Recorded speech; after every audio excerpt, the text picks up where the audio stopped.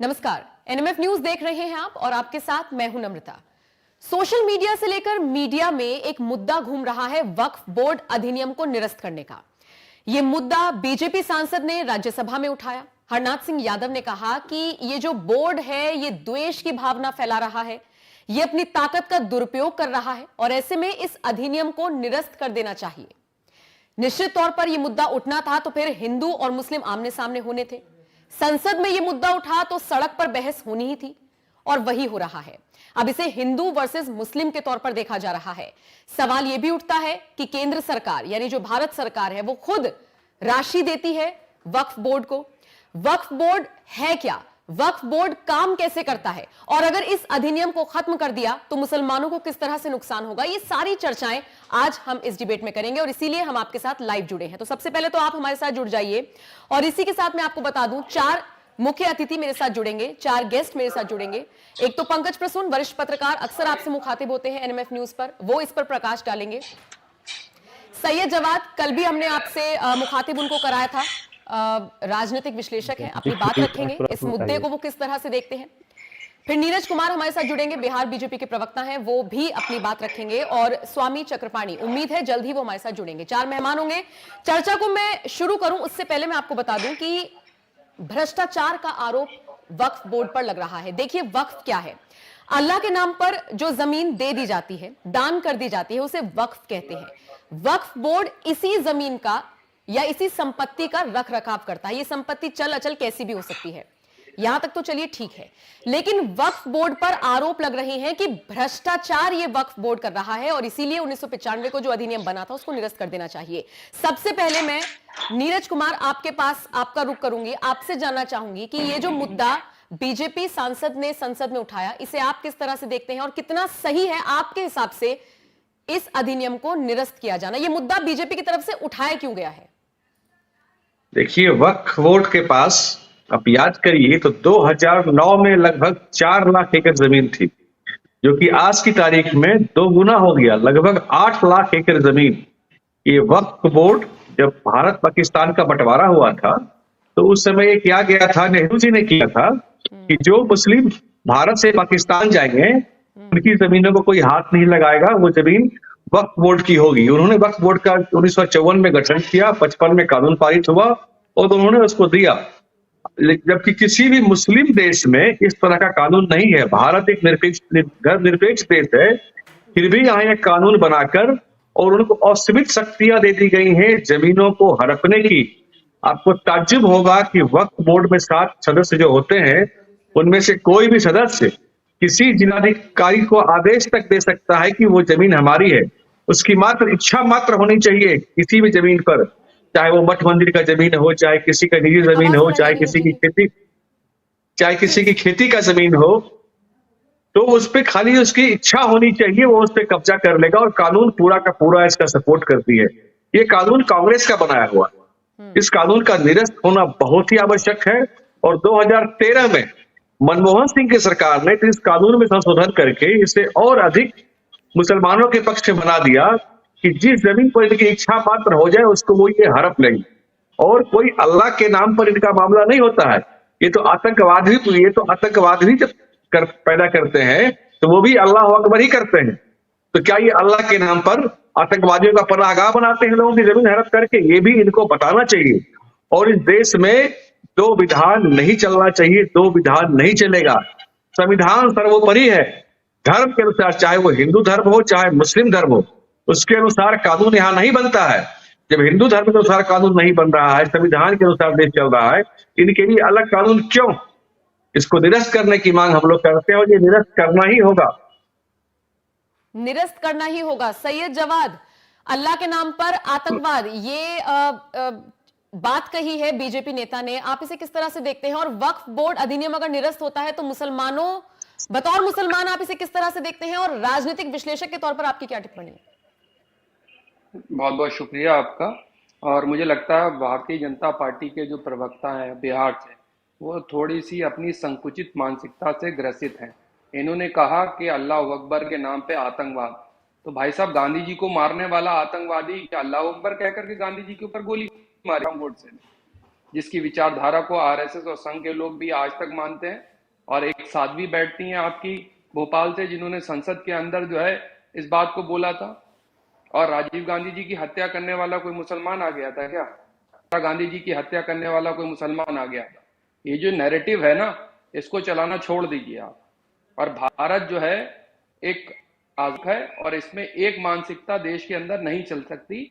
यहाँ सभी की धर्मों को मानने वाले, तमाम आस्थाओं को मानने वाले लोग हैं, और सभी की आस्थाओं का सम्मान होता है। ये जब से शायद तो सत्ता मिली है तो थोड़ा सा बौखला गए हैं, थोड़ा सा इस मानसिकता को लेकर के दिन रात हिंदू मुसलमान को लेकर के अपनी राजनीतिक रोटियां सेकते हैं, वो ज्यादा समय तक चलने वाली है नहीं, आपको क्लियरली कह दूं। और दूसरी बात कह दूं, वक्फ की संपत्ति, अभी एक भारतीय जनता पार्टी के समर्थक हैं, वकील भी हैं, अश्वनी उपाध्याय साहब ने लगाई तो थी सुप्रीम कोर्ट में, खारिज कर दी गई थी, डांट भी लगाई गई थी। आप सुप्रीम कोर्ट को मानेंगे नहीं, संविधान को मानेंगे नहीं, आप तो संविधान के ऊपर भी सवाल खड़े करते हैं भाई। आर्टिकल 25 का क्या करेंगे, 26 का क्या करेंगे, 27 का क्या करेंगे, बेसिक फंडामेंटल राइट्स का क्या करेंगे? ये तो सुप्रीम कोर्ट ने भी बोल रखा हुआ है कि once in a Waqf always in अ वक्फ। और भाई मेरी प्रॉपर्टी, मेरा पैसा मैं जहां चाहूं दान में दूं, इससे दूसरों को क्या आपत्ति है? अच्छा, ये बड़ी हैरत की बात है इनके साथ, खासतौर से भारतीय जनता पार्टी के लोगों के साथ, या तो ये संविधान पढ़ते नहीं है, अगर पढ़ते हैं तो फिर संविधान को मानते भी नहीं है। तो इनके साथ ये मसला ज्यादा बड़ा है। भाई वक्फ की संपत्ति का जो अध्यक्ष होता है, वो तो आपके पास जो मंत्रालय होता है, अल्पसंख्यक कल्याण मंत्रालय, वही अध्यक्ष के तौर पर बैठता है। और तमाम रिलीजियस ऐसी जगहें हैं जिनको जो है दान में संपत्ति दी जाती है, पैसे भी दिए जाते हैं। तमाम ऐसे मंदिर मठ हैं जहां दिए जाते हैं, और बहुत सी जगह पे तमाम मंदिर मठ, गिरजाघर, गुरुद्वारों को भी जो है सरकार बहुत सी जगह पे अनुदान देती है, बहुत सी जगह पैसे भी देती है, चीजें भी देती है। इनको आपत्ति, मैं बता दे रहा हूं, इनको आपत्ति लफ्ज मुसलमान से है, और दूसरी कोई इनकी आपत्ति नहीं। लेकिन जब तक इस देश का संविधान बाबा साहब भीमराव सैयद जवाल साहब, तमिलनाडु में एक गांव है त्रिची जिला में, आपको याद होगा, तमिलनाडु के त्रिची जिला में एक गांव है, पता है ना, वहां 1500 साल पुरानी मंदिर को आप लोगों ने हड़प लिया। पूरे गांव वासियों के, वहां मात्र 7-8% मुस्लिम थे, बाकी हिंदू आबादी थी। पूरे गांव की जमीन को हड़प लिया, और जब लोगों ने विरोध किया तो इनका कानून ऐसा बना हुआ है कि आप कोर्ट में भी नहीं जा सकते, और लोगों को मजबूर किया गया धर्मांतरण के लिए, घर बदलने के लिए, कि आप धर्म बदलिए तभी आपकी जमीन बचेगी, आपका घर बचेगा, नहीं तो जमीन ले ली जाएगी। इस तरह से वक्फ बोर्ड के नाम पर ये लोग आतंकवाद फैलाते हैं, दहशत फैलाते हैं, नफरत फैलाते हैं। सैयद जवाद, नीरज नफरत कुमार, फैलाने का काम भारतीय जनता पार्टी के लोगों मेरा का सवाल है, भी यही था। RSS के सैयद लोगों का जवाद है, सुन लीजिए। और दिन रात हिंदू मुसलमान के नाम पर जो है दिन रात उन्माद फैलाते हैं, और ये राजनीति चलेगी नहीं। 2024 से पहले जो महाराष्ट्र के सोलापुर में, महाराष्ट्र के सोलापुर में एक गांव है जहां करीब 250 अनुसूचित जाति के लोग हैं, उन सबकी जमीन को उन्होंने हड़प लिया, और बाद में मुस्लिम धर्म स्वीकार करने पर उन्हें विवश किया। ये लोग वक्फ बोर्ड के नाम पर धर्मांतरण करवाते हैं, आतंकवाद का पोषण करते हैं, और लोगों की, हिंदुओं की जमीनों को हड़पने का काम करते हैं, मठ मंदिरों की जमीनों को। जब इस्लाम धर्म जिस समय पैदा नहीं लिया था, एक सेकंड मेरा सवाल सुन लीजिए। सैयद जवाद, दान में अगर हम कोई चीज देते हैं, हिंदू धर्म में भी दान में देते हैं, दिक्कत उसमें नहीं है। मुस्लिम धर्म में भी अगर आप अपनी स्वेच्छा से दान दे रहे हैं, अपनी जमीन दे रहे हैं, संपत्ति, बिल्कुल आपने ठीक कहा, मेरा अधिकार है, मेरा मन है, मैं दूं या ना दूं, ये तो मुद्दा ही नहीं है। वक्फ बोर्ड पर भ्रष्टाचार का आरोप लग रहा है, और बात यह की जा रही है कि जबरदस्ती जो मंदिर हैं, जो मठ हैं, इनकी जमीन को हड़पा गया है, और इसीलिए इस अधिनियम को, मेरा सवाल आपसे ये था, ये जो भ्रष्टाचार के आरोप लग रहे हैं। देखिए, ये तो आरोप लगाए, आरोप सिद्ध करने के लिए हम यहाँ डिबेट में थोड़ी ना, इसके लिए तो कोर्ट जाना पड़ेगा। कोर्ट गए भी थे, याचिका लगाई भी थी, क्यों सुप्रीम कोर्ट ने याचिका खारिज कर दी थी? उसका जवाब है इनके पास, नहीं देंगे, क्योंकि ये सुप्रीम कोर्ट को मानते नहीं है, ये सुप्रीम कोर्ट की सरेआम धज्जियां उड़ाते हैं, ये संविधान को नहीं। बिल्कुल बिल्कुल, सुप्रीम कोर्ट में और देश के कानून में आप लोगों की आस्था नहीं है। आप लोग हमेशा धर्म के नाम पर कानून बनाने का मांग करते हैं, लेकिन अब इस देश में एक देश में दो विधान नहीं चलेगा, एक देश एक विधान चलेगा, ये तय मान लीजिए। अच्छा, नहीं नहीं, इस देश में इस एक ही एक देश चलता में है, लेकिन कश्मीर से धारा भारत 370 को आप लोगों के बोलिए। लाख विरोध के बावजूद हट गया, और आज कोर्ट में भी आप लोगों को मुंह की अरे खानी झूठ पड़ी। आज बोलते ही हैं, इसमें कोर्ट में झूठ फैसला बोलते आ हैं। गया, अरे झूठ आप लोगों को बोलने मुंह की खानी पड़ी, और आगे भी खाएंगे। बोलने का जो ये लोग टैलेंट है वो कहते हैं कि भारतीय जनता कानून में लिखा पार्टी के हुआ है प्रवक्ताओं के पास है। कि कोई भी प्रॉपर्टी जो धार्मिक, आपके नेक पास और पवित्र काम दिन के लिए रात इस्तेमाल किया जा सकता है, वह वक्त की प्रॉपर्टी समझी जाएगी। आप अब बताइए, जैसे ये लोग तो आपके पास और नेकी और धर्म और अल्लाह के नाम पर आतंकवादी भी बन जाते हैं, बनाने का तो सिर्फ क्या एक ही उसके लिए एजेंडा वक्त की है। प्रॉपर्टी चलिए ठीक वो है। एजेंडा उपयोग में नहीं जाएगी? पंकज प्रसून, बर्दाश्त नहीं करेगा। भारत एक सेकुलर मुल्क ठीक है, सही जवाब यहाँ नीरज संविधान कुमार। की पंकज चलती है और प्रसून, आपको मेरी संविधान से आवाज चल मिल रही देता है? है। आपकी चाहे 400 सीटें भी आ जाएं, देश ये संविधान से मुद्दा चलेगा। कुछ और था, जब और तक देखिए बाबा ये साहब हिंदू भीमराव मुस्लिम की बहस अम्बेडकर हो का गई। बनाया हुआ पंकज प्रसून संविधान को है अगर ना, मेरी आवाज मिल तब रही है, तक आप पंकज कुछ भी प्रसून कर आप लीजिए, कुछ बताइए। नहीं ये होगा। 1954 और नीरज 55 कुमार, में 1 मिनट के लिए शांत वक्फ हो बोर्ड जाइए अधिनियम सर। लागू किया गया। सर, पंकज जी प्रसून का रुख कर लेते हैं। अरे संविधान सभा के पंकज अंदर जी, और ये कोर्ट के जो अंदर या वक्फ उसके बोर्ड, अंदर लोकसभा के अंदर राज्यसभा से पारित हुआ है देखिए भाई। किस तरीके से डिबेट हो रही है, बीजेपी वर्सेस पॉलिटिकल एनालिस्ट मेरे सामने तो लड़ रहे हैं, लेकिन हिंदू वर्सेस मुस्लिम लग रहा है। आप बताइए इसको लेकर आपकी क्या राय है, और थोड़ा सा प्रकाश इस पर भी डालिएगा कि वक्फ बोर्ड का काम क्या है, किस तरीके से काम करता है, ये क्यों डिमांड की जाती है कि जो भी शीर्ष पद होंगे उस पर कोई मुस्लिम ही बैठेगा, फिर चाहे वो स्कॉलर हो, आईएएस हो, विधायक हो, या फिर सांसद हो। पंकज प्रसून। मसला है उससे मैं हिंदू मुसलमान का मसला मानता ही नहीं, और रंग देने की कोशिश होती है। दोनों तरफ के अपने अपने फायदे हैं, लेकिन मैं कुछ उदाहरण सिर्फ देना चाहता हूं। नम्रता, मान लिया कि आपके खिलाफ कोई अन्याय हुआ है, और उस अन्याय को लेके आप कहां जाते हैं, पुलिस या कोर्ट। लेकिन कोई ऐसा कानून बन जाए जो कहे कि आप, चूंकि फलाने ने कोई क्राइम किया इसलिए आप पुलिस या कोर्ट में नहीं जा सकते, तब आप क्या करेंगे? वक्फ बोर्ड में एक नियम है कि अगर आपको लगता है कि वो संपत्ति आपकी है लेकिन वक्फ बोर्ड दावा कर रहा है कि वो उसका है, तो आपके पास कोर्ट जाने का अधिकार होना चाहिए या नहीं होना चाहिए। नियम वहां यह है कि आप जो स्पेशल ट्रिब्यूनल होता है सिर्फ वहीं जा सकते हैं, और स्पेशल ट्रिब्यूनल की संख्या इस देश में बहुत कम है। वहां जजों की नियुक्ति को लेकर बहुत बड़ा सवाल है। तो ट्रिब्यूनल है नहीं, जज है नहीं, आदमी अपना दुखड़ा रोए तो किसके सामने रोए? और ये कोई हिंदू या मुसलमान की बात नहीं है। मान लिया कि मैं मुसलमान भी हूं, कोई मेरी संपत्ति है, निजी संपत्ति है, और कल को कोई वक्फ बोर्ड का कोई अधिकारी वो ये कहता है, क्योंकि उनके भी अपने इंटरेस्ट होते हैं, ऐसे पाया गया है, अब वो कहे कि जवाद साहब की जो ये मकान है ना वो वक्फ बोर्ड की संपत्ति है। अब जवाद साहब करें, क्या करेंगे? कहां जाएंगे? ये सुनवाई कहां होगी? वक्फ बोर्ड होना चाहिए नहीं होना चाहिए, बहस इस पे है ही नहीं। बहस इस पे है कि वक्फ बोर्ड में कुछ प्रोविजंस ऐसे हैं जिनमें सुधार हो सकता है या नहीं, सुधार की गुंजाइश है कि नहीं। एक और उदाहरण, एक उत्तराखंड में हाल ही में एक मसला आया था कि जहां जहां सरकारी जमीनें थी वहां वहां एक छोटा मोटा कोई मजार बना दे रहा था, पीर बाबा का, तो नदी बाबा का, सड़क बाबा का, पार्लियामेंट बाबा का। अब जब हटाने गए वहां पे, तो उत्तराखंड वक्फ बोर्ड ने कहा कि नहीं, ये तो अब वक्फ की संपत्ति हो गई है। अब बताइए सरकार के पास ऑप्शन बचता क्या था वहां पे? वो वहां पे इस तरह का मसला उठा था। एक त्रिची जिला जिसके बारे में बताया इन्होंने, वहां एक राजकुमार राव साहब थे, 65-70 वर्ष के आदमी थे। उनकी कोई निजी जमीन थी, खेती की जमीन थी। उनको अपनी बेटी की शादी करनी थी और रजिस्ट्रार ऑफिस में गए और उन्होंने कहा कि मुझे भाई साहब अपनी जमीन बेचनी है। तो रजिस्ट्रार ऑफिस में उनको बताया गया कि वो जमीन तो आपकी है ही नहीं, वो जमीन तो वक्फ बोर्ड की है। अब इनको लगा कि पीढ़ी दर पीढ़ी हम इसको जोत रहे हैं और मेरी जमीन नहीं है, ये कैसे हो सकता है। जब और कुछ पता लगाया तो उनको पता चला कि उनके गांव में किसी की जमीन उस गांव के लोगों की है ही नहीं। वो वक्फ बोर्ड ने चूंकि दावा कर दिया था इसलिए उनकी जमीन है। एक 1500 साल पुराना शिव मंदिर था वहां, शायद इस्लाम उस इलाके में पहुंचा भी नहीं था, उससे पहले का एक शिव मंदिर था और वो भी वक्फ बोर्ड की संपत्ति हो गई।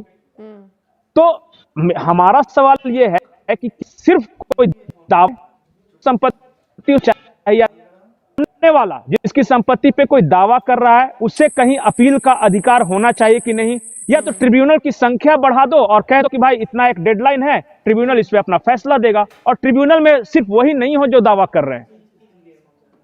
क्योंकि देखिए एक बात तो तय है ना कि यहां जाति धर्म की फीलिंग्स होती है। अब ट्रिब्यूनल में भी सिर्फ अगर वही रहेंगे तो फिर सामने वाले के मन में भी यह शक पैदा होगा कि पता नहीं शायद मुसलमान थे इसलिए मुझे न्याय नहीं मिल सका। तो तमाम जो भी शक शुबहा की कोई गुंजाइश नहीं होनी चाहिए। और मुसलमान हिंदू का तो मामला ही नहीं, क्योंकि वह बोर्ड तो मुसलमानों की निजी जमीन प्रॉपर्टी पर भी कभी कभी दावा कर देता है। अब बताइए वैसा क्या किया जाए। कई लोग ऐसे मैं जानता हूं, आजमगढ़ में एक साहब थे जहां शायद अब्यज खान, उनकी एक पुश्तैनी महल हुआ करती थी, हवेली नुमा मकान था। अब वो रह रहे थे, अब अचानक वह बोर्ड का एक मेंबर था जिसके साथ इनकी अदावत थी, थोड़ी पड़ोसी में जो झगड़ा होता है ना, उस तरह का झगड़ा है। अब जिसके साथ झगड़ा था वो बन गया वह बोर्ड का मेंबर, और उसने कहा कि अब तुम्हारी हवेली हुई वह बोर्ड की, जाओ जहां जो करना है कर लो। अब बताइए इसमें हिंदू कहां है, मुसलमान कहां है? कई इस तरह के मामले हैं। और बोर्ड हो, धार्मिक न्यास बोर्ड हो जो हिंदुओं के लिए होता है, जो मंदिरों का प्रबंधन देखता हो, वक्फ जो शिया बोर्ड हो, सुन्नी बोर्ड हो, अब तो अलग अलग राज्यों के अलग अलग वक्फ बोर्ड हैं, वो हो ना हो इससे मुझे उतना फर्क नहीं पड़ता, लेकिन इतना जरूर फर्क पड़ता है कि उसको क्या अधिकार मिलना चाहिए, और वो अधिकार संविधान के दायरे में है या नहीं है, इस पे जरूर बहस हो सकती है। सैयद जवाद, अब दीजिए जवाब पंकज प्रसून की बात का। नहीं, पंकज भाई की ये तो बात बिल्कुल सत्य है कि जो आवाज है बढ़ाइए आपको सैयद जवाद ट्रिब्यूनल की। जी। आपको जो है ट्रिब्यूनल की जो कोर्ट है उनके जजों की नियुक्ति की जिम्मेदारी सैयद जवाद के ऊपर नहीं है, वो केंद्र सरकार के अंडर में है। और कई बार ये डिमांड उठी है कि आपको जो है जजों की नियुक्ति करना चाहिए, कितने जजों के पद खाली पड़े हुए हैं उससे जल्द से जल्द आप पूर्ति करिए केंद्र सरकार का। लेकिन ऐसे मुद्दों के ऊपर केंद्र सरकार तवज्जो नहीं देना चाहती, ना काम करना चाहती है। और वक्फ की बोर्ड की बात करी जाए तो वक्फ बोर्ड जो है वो केंद्र कई जगह पर उसको केयर टेक करता है, बहुत सी जगह पर जो उसका अध्यक्ष होता है, वक्फ बोर्ड का एक चेयरमैन होता है, वो हर राज्य के अंदर होता है, वो अल्पसंख्यक कल्याण मंत्रालय के अंदर आता है, हर स्टेट का अलग होता है। इनको भारतीय जनता पार्टी को ये शायद पता ना हो, या प्रवक्ता साहब पढ़ करके ना आए हो, उनको शायद इस चीज का नहीं हो। वो स्टार्ट हुए वक्फ बोर्ड से, वो आतंकवाद पे चले गए, वो लफ्जियात पे चले गए, और कहां घुमा के चले गए। जो वो कह रहा था संकुचित मानसिकता, वो उससे ग्रसित है। ये जो बात इन्होंने कही है, इस बात में एक बात तो साफ है, हम बार बार इस चीज को कहते हैं। और रही बात वक्फ बोर्ड की, तो बहुत सी जगह पे ऐसे है जहां पर केंद्र सरकार, चाहे आपकी स्टेट सरकार हो गई, जो संपत्तियां हैं वक्फ के नाम पर, बहुत सी जगह पे उन्होंने लीज पे भी ले रखी है, और बहुत सी जगह पे जो है उसको केयर टेकर के तौर पे उसकी जो है उसका देख दिखाव भी करती है, रख रखाव भी करती है। इस पे आपत्ति नहीं है। आपत्ति इनको दूसरी चीज, आप ये बताएंगे कि पिछले 13 वर्षों में वक्फ की संपत्ति दोगुनी कैसे हो गई? क्या जमीन का खुद ब खुद विस्तार हो रहा है क्या? पिछले इस धर्मनिरपेक्ष देश में पिछले 13 वर्षों में दोगुना कैसे हो गया? ये अमीबा वाला गुण है क्या वक्फ बोर्ड की जमीन में, जो सेल्फ रिप्रोडक्शन करता है, अपना विस्तार स्वयं कर लेता है, एक सीट उठ के दो से 4 बन जाता है। आपको या जहरी उगलना आता आपको, या जहरी उगलना? जहर नहीं, मैं पूछ रहा हूँ 13 साल में वक्फ बोर्ड की जमीन दोगुनी कैसे हो गई? सुनिए, ये लोग नाजायज तरीके से कहीं मजार, कहीं मस्जिद बनाएंगे और उसके आसपास की जमीन को भी ये हड़पते हैं। और इनका कानून इतना खराब है कि अगर इनकी सिर्फ इच्छा हो जाए कि जमीन मेरी है, इनको साबित भी नहीं करना है, अब अगले को साबित करना है कि हाँ ये जमीन उसकी है, और उसके लिए भी कोर्ट में नहीं जा सकते। ये वक्फ बोर्ड के ट्रिब्यूनल में जाएंगे जहाँ 60 मेंबर होते हैं और सातों के सातों एक ही धर्म पर संप्रदाय के मानने वाले होते हैं, सभी के सभी मुस्लिम होते हैं। सुप्रीम कोर्ट ने खारिज कर दिया। आपको पता होगा याचिका जब लगाई गई थी सुप्रीम कोर्ट ने उस याचिका को खारिज कर दिया। आप ही यही बात तो मैं कह रहा हूँ, किस तरह का कानून कांग्रेस ने तुष्टीकरण के लिए बनाया था, जिस कानून में आज की तारीख में संशोधन की आवश्यकता है, क्योंकि उस कानून के नाम पर आप लोग यहाँ हिंदुओं का शोषण कर रहे हैं, जमीन का अतिक्रमण कर रहे हैं, मठ मंदिर के जमीन को कब्जा कर रहे हैं। अच्छा ठीक है। अच्छा एक मेरा सवाल है नीरज जी आपसे, इस मुद्दे को थोड़ा सा मैं साइड में रखती हूँ। नीरज जी, अक्सर बीजेपी पे आरोप लगता है कि वो हिंदू मुस्लिम मंदिर मस्जिद और धर्म की राजनीति करती है। अभी एक फैसला जगदीप धनखड़ की तरफ से लिया गया था, आपको पता ही होगा कि जो नमाज का टाइम संसद में मिलता था वो आधे घंटे का, वो टाइम खत्म कर दिया गया है। उसके बाद वक्फ बोर्ड अधिनियम को निरस्त करने की मांग हो रही है। बीजेपी की तरफ से, केंद्र की सरकार की तरफ से ये जो चीजें सामने आती हैं, जो चुने हुए प्रतिनिधि हैं उनकी तरफ से जो बयान सामने आते हैं, वो कहीं ना कहीं बीजेपी को कटघरे में खड़ा करते हैं कि वो मुस्लिम विरोधी हैं। अब इस पर आपका क्या टेक है? बिल्कुल नहीं। भारत धर्मनिरपेक्ष राज्य है। अगर यहाँ जुमे के दिन छुट्टी की जाती है तो क्या मंगलवार को छुट्टी करेंगे हनुमान जी के दिन में? ऐसा नहीं होता है। तो हम लोगों का यही मानना है कि कानून सबके लिए बराबर होगा। अगर जुम्मे के लिए छुट्टी होगी तो मंगलवार को छुट्टी दीजिए कि लोग हमारे मंदिर जाएं, लेकिन ऐसा नहीं होता और ना ही इसके लिए कोई आवाज उठाते हैं। ये धर्मनिरपेक्ष राज्य है और यहाँ एक कानून चलेगा जो सबके लिए बराबर होगा। किसी के लिए अलग से कानून की आवश्यकता नहीं है। अलग से कानून का आड़ लेकर इस देश में आज तक आतंकवाद, नफरत और धर्म के नाम पर जहर उगला जाता रहा। अब उसे एक साथ आने की जरूरत है, एक सोच में, एक धागे में पिरोने की जरूरत है। नाथूराम गोडसे के चेले आतंकवाद और का धर्म कैसे हो सकता है? वक्फ बोर्ड का ही कांग्रेस ने शुरुआत करके मुस्लिमीकरण का एजेंडा चलाया इस देश में। उसकी आड़ में ये लोग बहुत तरह का धंधा कारोबार करते हैं। नाथूराम गोडसे के भतीजे, बात सुना करो पूरी, बात सुना करो। अरे आपका 1 लाख नाम गिनाएंगे भाई साहब। इनको पीड़ा है कि कश्मीर से धारा 370 क्यों समाप्त हुआ। इनको पीड़ा है कि इनकी नाजायज जमीनें जो हड़पी हुई है क्यों लोगों की नजर में आ रही है, लोग क्यों जागरूक हो रहे हैं। इनकी पीड़ा तो ये है।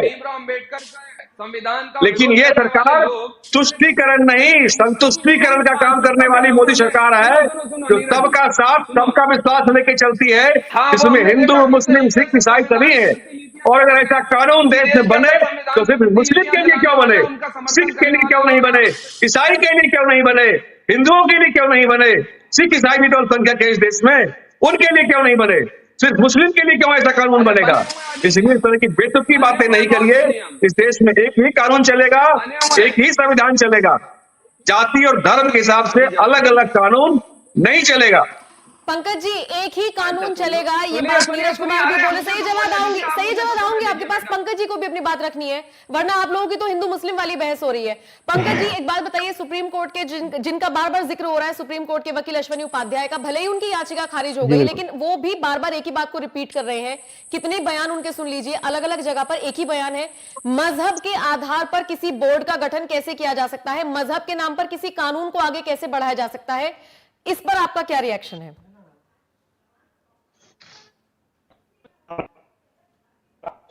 इस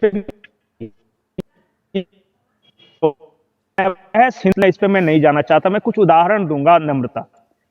रांची में डिफेंस की जमीन थी, सेना की। एक छोटी सी पहाड़ी है, उस पे एक छोटा सा मजार है और फिर आसपास कुछ लोग बसते हैं वहां पे। 10-15 लोगों का मुश्किल से वो झोपड़ी है वहां पे। अचानक एक दिन 17 जनवरी 2017 को एक बोर्ड लग जाता है कि ये संपत्ति वक्फ की है। अब सेना लड़ रही है कि वो हमारी है या वक्फ की है संपत्ति, और ये मामला अभी ऑनगोइंग है। दूसरा उदाहरण, संथाल परगना का नाम सुना होगा, साहेबगंज, पाकुड़, गोड्डा जिला है। वहां 5,000 एकड़ सरकारी जमीन पर कुछ ऐसे लोग आकर बस गए हैं, पता नहीं वो कहां से आकर बस गए, और वहां पे मस्जिदें बन गई, मजार बन गए। और अब झारखंड सरकार की यह आधिकारिक रिपोर्ट है, मैं नहीं कह रहा हूं, ये रिपोर्ट 2016-2017 में आई है कि झारखंड की सरकारी जमीन 5,000 एकड़ अचानक पता नहीं कैसे वक्फ की संपत्ति हो गई और किसी को समझ में नहीं आ रहा। और यहां तो कोई केस करने वाला भी नहीं है, क्योंकि झारखंड सरकार ने कोई केस वगैरह किया नहीं है। सिर्फ वहां के लोग बताते हैं कि कल तक ये जमीन थी, गैर मजरूआ जमीन थी, अब वहां पे मस्जिद बन गई है और वक्फ की संपत्ति हो गई है। मजार वाला कई केस आपने भी सुना होगा। अचानक रेलवे प्लेटफॉर्म के बीचों बीच कोई शाह बाबा कोई प्रकट हो जाते हैं, उनका मजार बन जाता है, उस पर वक्फ अपना दावा कर देता है। कई दिल्ली में सरकारी बिल्डिंगें हैं, वहां पे एक मजार बना हुआ है और वो भी वक्फ के अंदर आता है। सुना तो ऐसा है कि कल को कहीं लाल किले पर वक्फ की संपत्ति का दावा न कर दिया जाए, प्रधानमंत्री को चढ़ने से ना रोक दिया जाए, कहे कि भाई है तो वो मुगलों का ही, और वो तो उन्होंने ज़कात में दे दिया था अल्लाह के नाम पे उसे, अब बनवाया भी था। मुसलमान तो कोई संविधान के लिए, सरकार के लिए कोई चीज बनाता नहीं, वो तो सबको कुछ अल्लाह के राह पे बनाता है। तो ये कुछ चंद उदाहरण है। रही बात अश्विनी उपाध्याय की, मैं साफ साफ बोल दूं, मैंने वो केस फॉलो किया है। टेक्निकल ग्राउंड पे सुप्रीम कोर्ट ने उनकी याचिका खारिज की थी। ये नहीं कहा था कि आपने जो विषय उठाया वो गलत है। इन्होंने ये कहा था वो कि आप टेक्निकल अच्छे से ग्राउंड क्या स्टडी थे? करके आइए। वो टेक्निकल ग्राउंड क्या जी, थे?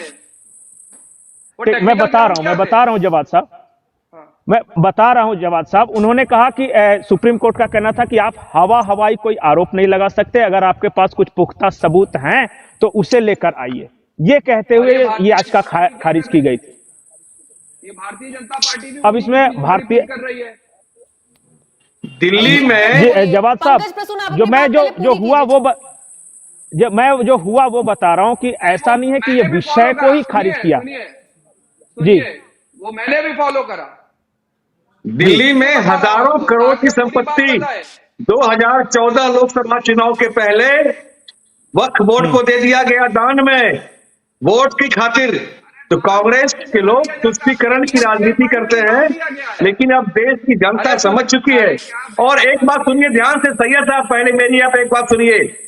अगर आप वक्फ बोर्ड पे नेक काम करेंगे तो माननीय मोदी जी ने कहा था, याद करिए, उन्होंने कहा ही नहीं किया भी कि वक्फ बोर्ड की जमीन पर अगर आप 15 लाख अस्पताल बनाते हैं, स्कूल बनाते हैं, तो उसका पूरा का पूरा खर्चा भारत सरकार देती है। ये बात आप कभी नहीं बोलेंगे, और ये मोदी जी ने किया था। लेकिन अगर आप गैर कानूनी काम करेंगे, जमीन को कब्जा करेंगे, तो वो हम नहीं होने देंगे। तो इनके लिए जो काम भाजपा करती है उसका ये कभी नाम नहीं लेंगे, कभी उसकी चर्चा ये नहीं करेंगे। सैयद इनको जवाब, सिर्फ आप अपनी बात नहीं, नम्रता, मेरे सवाल का जवाब नहीं मिला। मेरे सवाल का जवाब नहीं मिला कि ये जो 5000 एकड़ जो सरकारी जमीन, डिफेंस की जमीन पे जो कब्जा हुआ, जहां तहां मजार के नाम पे कब्जा हो रहा है, उसका चाव है। एक ही सवाल है पंकज प्रसून और नीरज कुमार का कब्जे को लेकर। सैयद जवाद, अब आप जवाब दीजिए। मैं जवाब देता हूं। पहले तो मैं पंकज जी का जवाब देता हूं, खासतौर से पंकज जी ने सवाल पूछे। पंकज जी, जो कोई भी अगर गैर कानूनी तरीके से काम करता है तो उसके लिए हमारी अदालतें खुली हुई हैं, और अदालतों के अदालत में नहीं जा सकते ना सर, वह बोर्ड का मामला है, अदालत में तो जा ही नहीं सकते। पता है बापू, अरे ट्रिब्यूनल केस के अंदर जाते हैं भाई लोग, कैसी बातें आप कर रहे हैं? जी, वही तो मैं बोल रहा हूँ कि ट्रिब्यूनल की संख्या कम है, वहां नंबर। तो वो उसकी जिम्मेदारी भारत सरकार की है ना। आप भारत सरकार को सवाल करिए ना, क्यों जजों की नियुक्ति नहीं है? बैठे हो ना भारतीय जनता पार्टी के प्रवक्ता, उनसे सवाल करने के बजाय आप हमारे मुंह में सवाल डाल रहे हैं। ये तो केंद्र सरकार का विषय है ना कि जजों की नियुक्ति करे और कोर्ट बनाए। नहीं, आम अदालतों में केस क्यों नहीं हो सकता? दूसरी चीज मैं बात कर रहा हूँ, दूसरी चीज मैं बात कर रहा हूँ। आप सैयद साहब बात को बरगलाइए नहीं। यहाँ तक कि सुप्रीम कोर्ट में भी उस केस को लेकर कोई नहीं जा सकता, उसे वक्फ बोर्ड के ट्रिब्यूनल में ही जाना पड़ेगा। ट्रिब्यूनल भी वो वक्फ बोर्ड का होता है, 7 सदस्य है, जिसमें सातों मुस्लिम मेंबर होते हैं। कहाँ वहां न्याय मिलेगा? आप बरगलाने का प्रयास मत करिए। ठीक है सैयद जवाद, आप अपना जवाब दीजिए। देखिए, नीरज कुमार ने यहाँ पे भारतीय जनता पार्टी के प्रवक्ता ने एक बात बोली कि भाई साहब दान दे सकते हैं चीजें। ऐसे पीएम केयर फंड के अंदर भी दान दिया गया था, और माननीय प्रधानमंत्री जी के कई वादे ऐसे थे जो झूठे साबित हुए। 15-15 लाख रुपए देने का वादा भी करा गया। अरे भाई, आप तो रोड किनारे मजार बनाकर और बाउंड्री करके और बाउंड्री के आसपास की जमीन को भी हड़प लेते हैं। अब क्या माननीय मोदी जी के विषय पर आप से बात कर रहे हैं?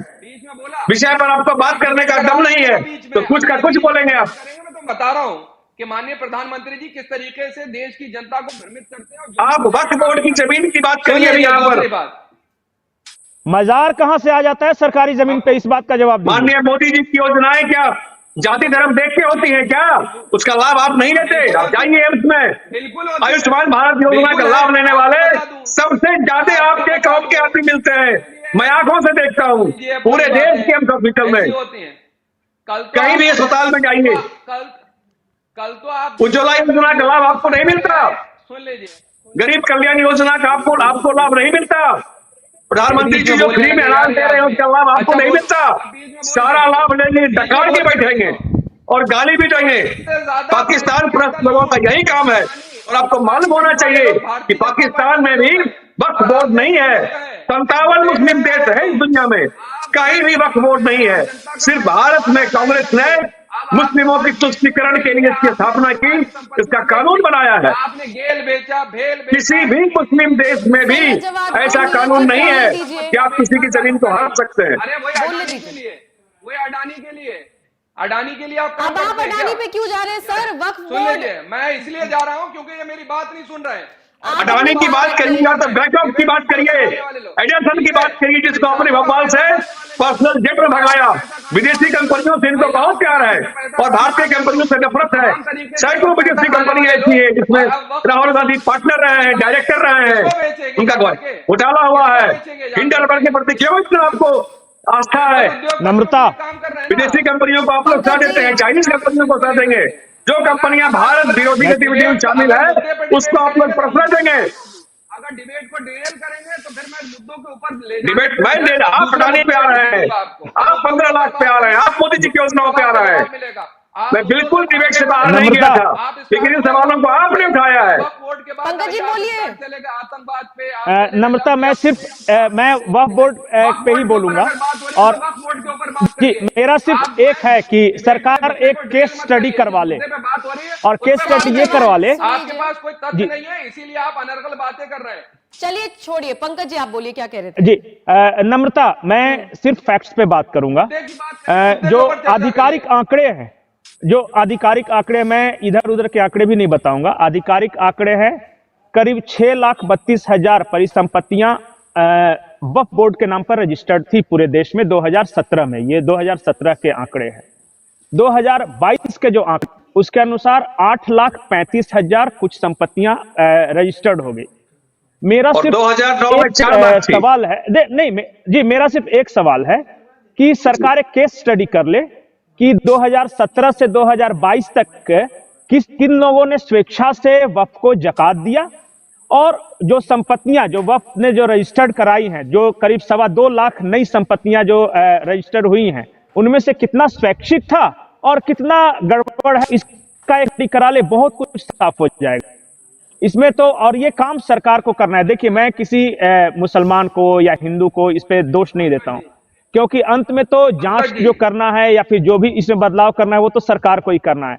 2017 से 2022 तक वक्फ के नाम पे जो संपत्तियां रजिस्टर्ड हुई हैं, उनके बारे में पता लगा लिया जाए कि वो किन की संपत्तियां थी, किन हालात में रजिस्टर्ड हुई है, बहुत कुछ पता चल जाएगा।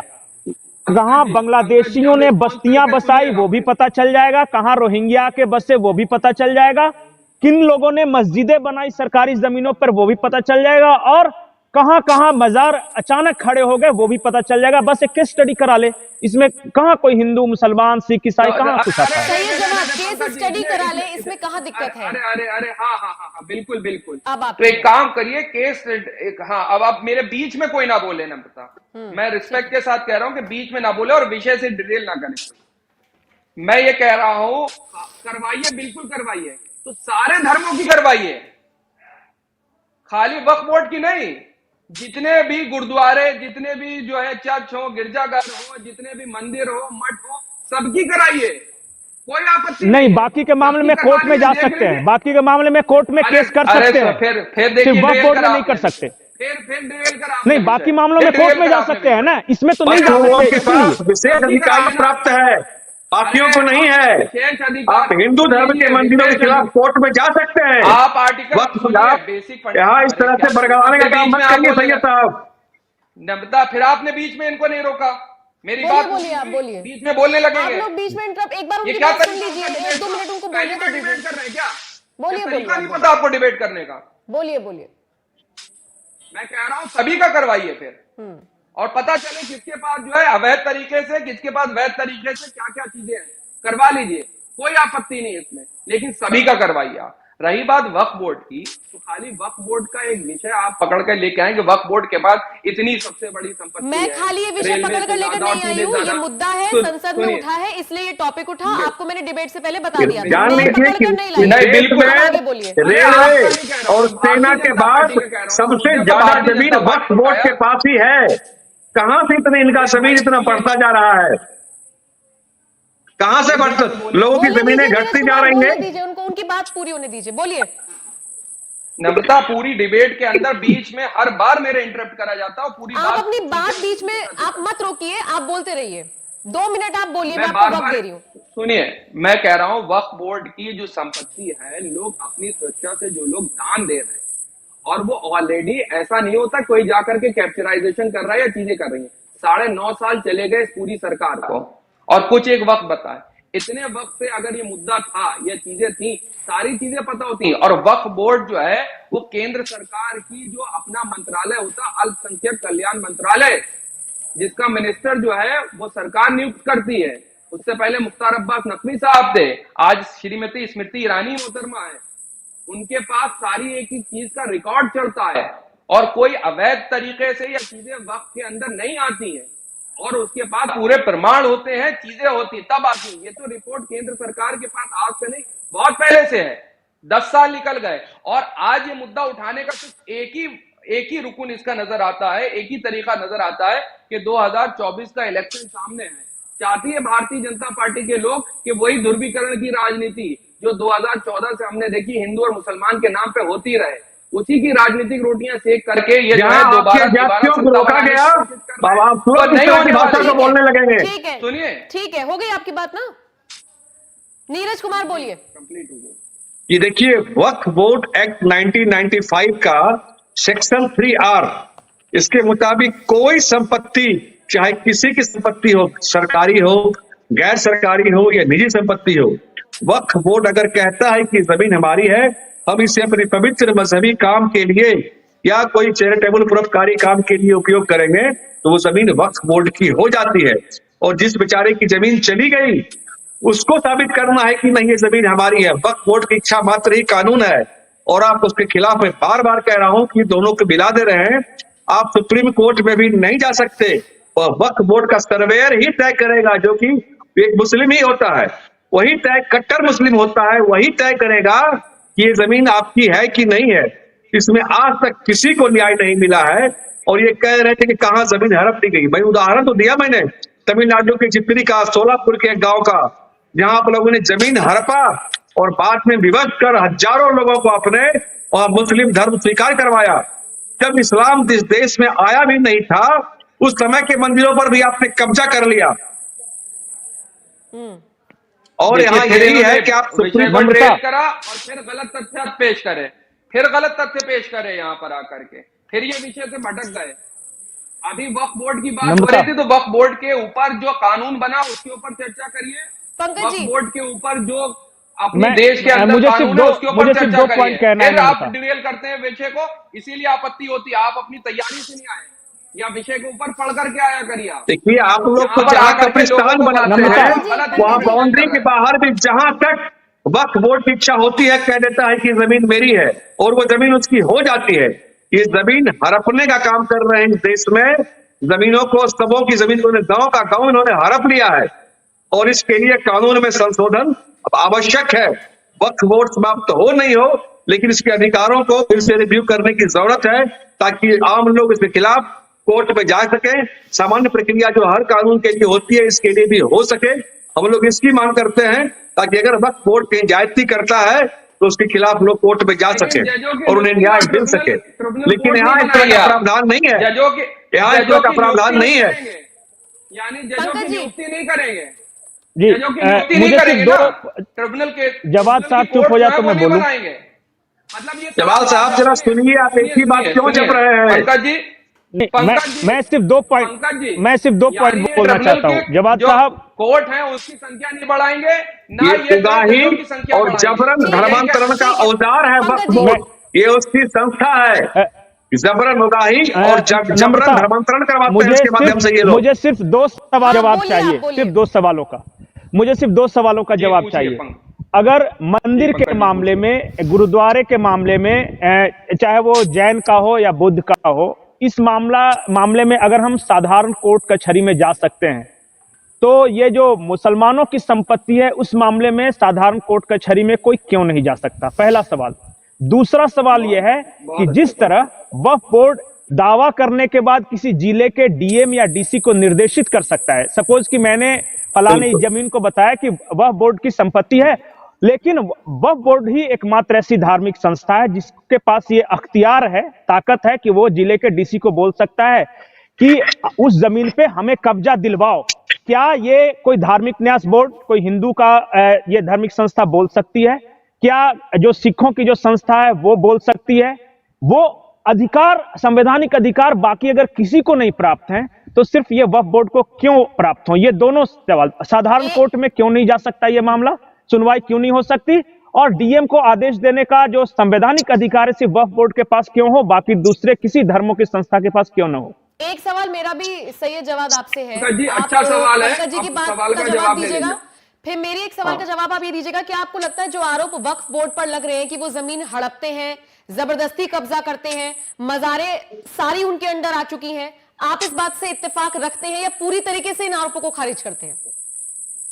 देखिए, आप अब लंबे सवाल हो गए, और खास तौर से मैं पहले पंकज जी के सवाल का जवाब दे दूं कि हमारे देश के अंदर क्या 2 कानून चलते हैं या 3 चलते हैं। नहीं भाई, हमारे देश के अंदर बहुत से कानून और बहुत से समाजों के लिए कानून अलग अलग हैं। उसका आपको बता दूं, जब हमारे देश के अंदर क्रिमिनल कोड भी है और हमारे देश के अंदर सिविल कोड भी है, ठीक है। जब कोई क्रिमिनल का मामला होता है तो क्रिमिनल कोर्ट के अंदर वो जाता है, जब कोई सिविल का मामला होता है तो सिविल कोर्ट में जाता है, अगर वक्फ बोर्ड का मामला है वो ट्रिब्यूनल कोर्ट के अंदर जाता है, ठीक है। तो इस देश के अंदर तमाम तरीके से चीजें हैं, क्योंकि यहाँ पे तमाम धर्मों को मानने वाले लोग हैं, तमाम जातियों को मानने वाले लोग हैं और तमाम तरीके को आस्थाओं को मानने वाले लोग हैं। शादी ब्याह के मामले में भी यही चीजें अप्लाई होती हैं। अभी आपको याद होगा जब यूसीसी का मामला भारतीय जनता पार्टी ने छेड़ा था, तो अभी तक आपको पता उस पर क्या हुआ, क्योंकि इनके लिए बड़ी दिक्कत होगी कैसे प्रॉपर्टी का ट्रांसफर होता है। तो हमारे देश में हर किसी को संवैधानिक अपना एक हक दिया गया, राइट दिया गया। ये कहना गलत होगा कि किसी को इस देश में जो है ज्यादा संवैधानिक हक दिया गया है ना। मैं इस चीज से बिल्कुल भी इत्तेफाक नहीं रखता हूँ। आपकी सवाल का जवाब, दूसरी आपकी सवाल का जवाब कह रहे थे कि जो है कि कई जगह पे वक्फ बोर्ड में मजारे जो है और जमीन जो है वो हड़पी गई है, जो मजारे बना दी गई हैं, या फिर जो है इस तरीके की चीजें हैं। पहली चीज, कहीं पर भी चाहे वो मस्जिद का निर्माण हो या किसी तरीके से कोई दरगाह का निर्माण हो, चीजों पे हो, तो वो जबरदस्ती कहीं किसी जगह पे नहीं बनानी चाहिए, और ना वो उसके लिए कहीं इजाजत भी दी गई है। आपको बता दूं बड़ी जिम्मेदारी से। और एक छोटी सी अब आपको पॉइंट रेस करके बताता हूं, जब सुप्रीम कोर्ट के अंदर बाबरी मस्जिद का केस चल रहा था और सुप्रीम कोर्ट ने अपना एक फैसला सुनाया, उस फैसले के अंदर सुनिएगा इस गौर को, इस फैसले के अंदर ये माना गया था कि भाई वहां पर कोई मंदिर तोड़ करके मस्जिद नहीं बनाई गई। यही केस था, और इसी केस को लेकर के आगे मैं इसलिए लेकर के जाना चाह रहा हूं क्योंकि ये चीजें ये कब माना सुप्रीम कोर्ट ने? ठीक है। और दूसरी चीज ये कहा कि मस्जिद को तोड़ना एक क्रिमिनल ऑफेंस है। पढ़िएगा सर वर्डिक्ट को जाकर के, मैं बगैर पढ़े किसी डिबेट में जाना पसंद नहीं करता हूं, ठीक है। ये भी सिद्ध नहीं हो पाया, और मस्जिद को तोड़ा जाना एक क्रिमिनल ऑफेंस है, ये भी सुप्रीम कोर्ट ने माना, ठीक है। और अगर ऐसा नहीं होता तो मंदिर के अवज के अंदर जो मस्जिद के लिए लैंड दी गई थी वो किसके अंदर आएगी, वक्त के अंदर आएगी या वक्त से बाहर होगी, ये भी आपके सामने सवाल है, पूछ लीजिएगा। ठीक है, आपकी सवाल का जवाब मिल गया होगा आपको। सही है जवाब, मेरे सवाल का जवाब रह गया है। आपको लगता है वक्फ बोर्ड सच में जमीनों को हड़प रहा है, कहीं से कहीं तक कोई भ्रष्टाचार उसमें हो रहा है या नहीं आपके हिसाब से? नहीं, ये देखिए, जांच का विषय जो है वो बिल्कुल हो सकता है। कई जगह पे मैं इस चीज से भी इनकार करने को बिल्कुल भी ये नहीं हो सकता कि कई जगह पे चीजें होते तो इंसान ही बैठे हुए लोग हैं, और उनको जो है नियुक्ति जो है उनकी, मैं बार बार कहता हूँ, जिसका अध्यक्ष होता है उसको जो है कई जगह पे स्टेट गवर्नमेंट नियुक्त करती है, जो सरकार होती है वो नियुक्त करती है। वक्फ बोर्ड का एक अध्यक्ष होता है, उसको दर्जा प्राप्त राज्य मंत्री भी कहा जाता है, ठीक है। शिया वक्फ बोर्ड का अलग है, सुन्नी वक्फ बोर्ड का उसका चेयरमैन होता है। चीजें होती हैं वो अल्पसंख्यक कल्याण मंत्रालय के अंदर में आती है, और सरकारों को जानकारी प्राप्त करी जाती है। अगर कल को मैंने अपना अनुदान दिया कई जगह पे, मैंने अपनी सुरक्षा से दे रखी है कोई चीज, पे क्या आपत्ति है? फॉर एग्जांपल अजीम प्रेम जी ने भी बहुत सा पीएम केयर फंड के अंदर दान दिया, और बहुत बड़े तौर पे दिया, और कल को पीएम केयर फंड की जांच की मांग करी जा रही थी कि पता करा जाए इसके ऊपर कि क्या हो रहा है पीएम केयर फंड के अंदर। कोई जवाब देने को तैयार है उस चीज का? पूछा जाए केंद्र सरकार से कि कितने फंड दे रखा है, और पीएम केयर फंड का क्या हुआ, इसमें कहीं कोई भ्रष्टाचार तो नहीं है? नीरज कुमार, बिल्कुल भ्रष्टाचार है, गांव का गांव इन लोगों ने हड़पा है, और देखिए कानून कितना इन लोगों के पक्ष में है। फिर देखो सरकार जरा अब आप सुन लीजिए, अब आप सुन लीजिए, नहीं है इनके पास जी सुनिए, सवाल का जवाब ही दे रहे हैं। सरकार मंदिरों से पैसे लेती है और इनको वक्फ बोर्ड को सरकार अनुदान देती है, ये इनको बड़ा अच्छा लगता है। वो अनुदान भी बंद होना चाहिए, और नहीं तो मंदिरों को भी अनुदान मिले। मंदिर परिसर में, सुनिए, मंदिर परिसर में गैर हिंदू भी अपना दुकान खोल सकते हैं, व्यापार कर सकते हैं, लेकिन वक्फ बोर्ड की प्रॉपर्टी पर कोई भी गैर हिंदू अपनी कोई गतिविधि नहीं कर सकता। ये लोग सिर्फ धर्म और जाति के नाम पर नफरत और हिंसा फैलाने का काम करते हैं, क्योंकि भारत विभाजन के बाद से ही नेहरू जी ने इस तरह से मुस्लिम एजेंडे को चलाया था। पाकिस्तान में वक्त की पैदाइश सुनिए, पैदाइश कैसे हुई थी? इसी बेसिस पे ना कि जो लोग भारत से पाकिस्तान गए हैं उनकी जमीन को कोई यहाँ पर नहीं लेगा, किसी कोई नहीं लेगा। सरकार ने उसी जमीन को लेकर वक्फ बोर्ड बना दिया। तो पाकिस्तान में भी ऐसा होना चाहिए। क्या हुआ? वहां नहीं हुआ। वहां के लोगों ने हिंदुओं की जमीन को हड़प लिया, हड़प लिया। बनाना चाहते हो? जी नहीं, भारत को भारत बनाना चाहते हैं, भारत को भारत बनाना चाहते हैं। हम लोग यहाँ वंदे मातरम के नारे के साथ रहना चाहते हैं। एक मुस्लिम देश का उदाहरण दीजिए जहां इस तरह का कानून हो, जहां इस तरह का बोर्ड बना हुआ हो। कहीं नहीं है। दुनिया की सारी सुविधा आपको भारत में चाहिए और आप भारत को गाली भी देंगे, भारत विरोधी गतिविधि में शामिल नहीं रहेंगे। ये नहीं चलेगा। अब तुष्टीकरण नहीं, संतुष्टीकरण वाली सरकार है। अब ये नहीं चलेगा, तय मानिए। ठीक है, तुष्टीकरण नहीं चलेगा। जिसका तुष्टीकरण कर बिल्कुल नहीं। पता है, अब सबका साथ सबका विरोध, संतुष्टीकरण वाली सरकार है ये। तुष्टीकरण एक धर्म देश के लोगों के लिए नहीं चलेगी वोट की खातिर। झूठों की सरकार है, एक से एक बड़ा झूठा है, एक से बड़ा एक झूठा पार्टी के अंदर मौजूद है। अरे दुनिया का इतिहास बड़ा पड़ा है। आप लोग के कारनामे से क्या बात करते हैं मोदी जी के विषय में? आप दे दीजिए, फिर डिबेट जी, खत्म मैं करते हैं। मेरा हिंदू आखिरी- मुसलमान करते हो तुम लोग। जी जी हम तलाक पे नहीं नम्रता, आएंगे। मेरा ठीक से बात करिए। करने के अलावा और भारतीय जनता पार्टी के लोगों का सिर्फ एक ही एजेंडा है, देश को बांटने का एजेंडा है। देश की जनता देख रही है। हिंदू मुसलमान भारतीय करके जनता जो है, पार्टी अभी गोटियां 3 सिर्फ राज्य में होता भारी है। बहुमत से नम्रता। चुनाव जीत के आई है। ये आपके बकबक करने से कुछ नहीं होता है। जनता देख रही है। जनता का पूरा पूरा प्यार और समर्थन मिल रहा है। हिमाचल में भी हारे थे, तमिलनाडु में भी हारे हो, पंजाब में भी हारते हो। नम्रता, पंकज जी मेरा आखिरी कमेंट बिल्कुल बिल्कुल, मैं खत्म फिर से करते बोलूंगा। जी, मैं फिर से बोलूंगा कि ये वक्फ बोर्ड का मामला हिंदू और मुसलमान का मामला है ही नहीं। ये मामला अधिकारों का मामला है। अब वक्फ बोर्ड में जो भ्रष्टाचार की आपने बात की, एक दिल्ली के मंत्री हैं, शायद विधायक है, अमानतुल्लाह खां, वो आम आदमी पार्टी के हैं।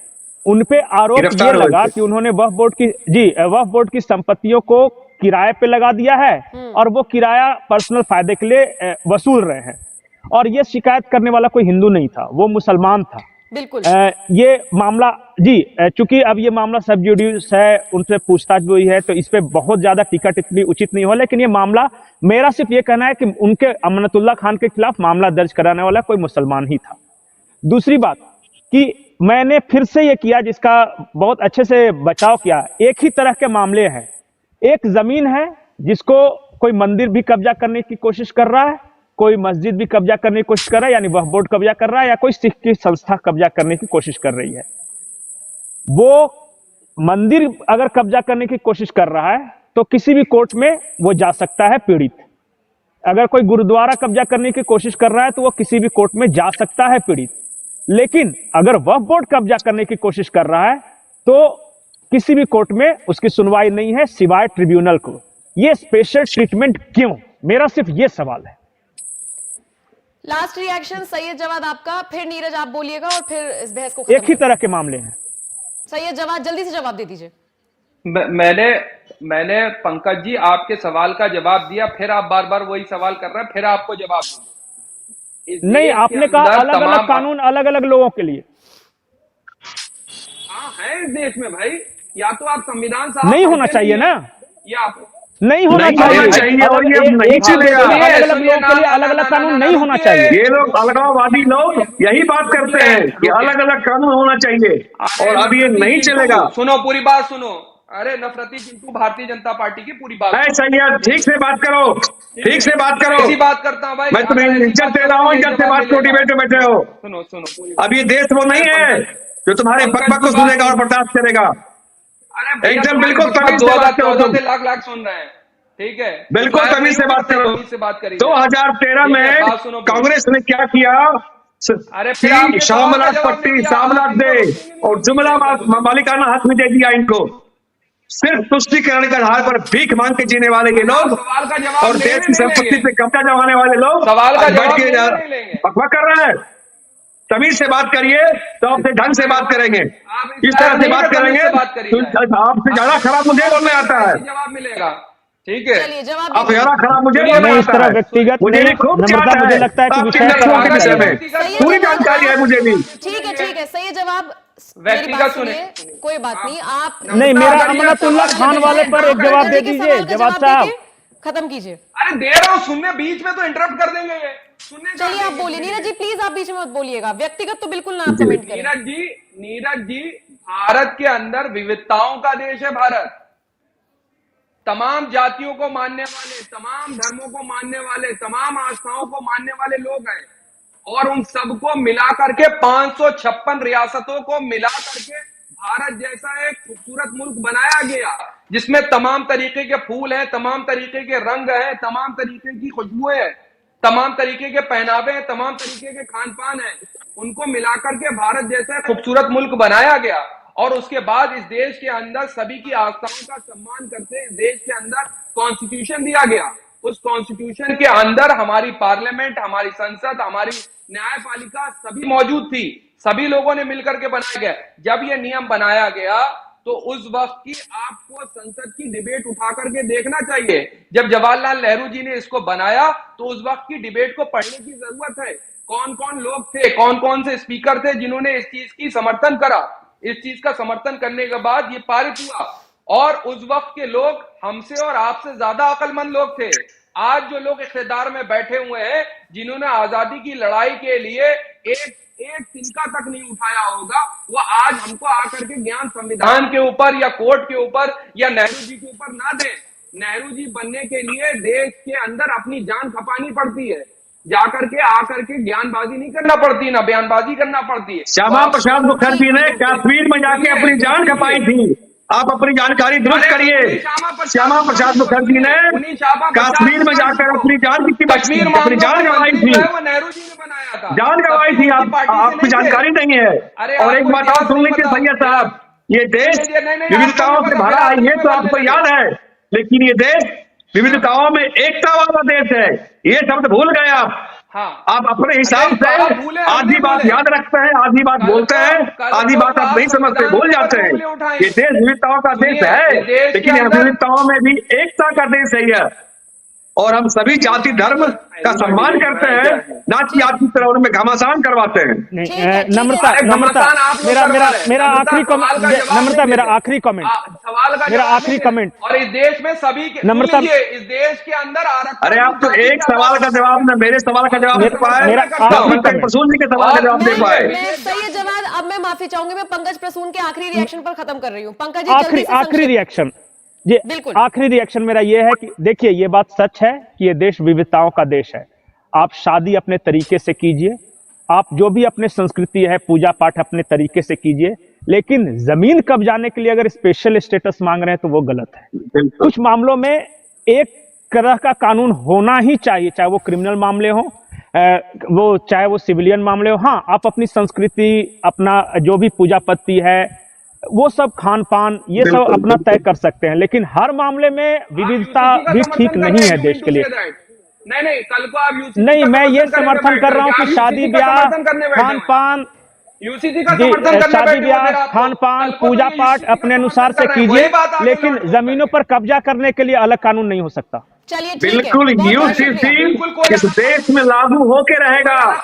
आप ये तय मानिए संजय साहब, जितना छटपटाना हो छटपटा लीजिए। ठीक है, ये यूसीसी का मुद्दा फिर अलग है, उस पर अलग से बात करेंगे। बहुत बहुत शुक्रिया पंकज जी हमारे साथ जुड़ने के लिए। सही जवाब, शुक्रिया। नीरज कुमार बहुत बहुत शुक्रिया। तो वक्फ बोर्ड अधिनियम को निरस्त करने की मांग हरनाथ सिंह यादव ने संसद में उठाई, और उसके बाद से कैसे घमासान मचा हुआ ये आपने देखा।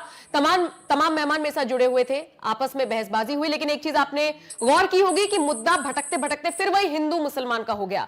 बहुत बहुत शुक्रिया हमारे साथ जुड़ने के लिए आप सभी का, और दर्शकों आपका भी। नमस्कार।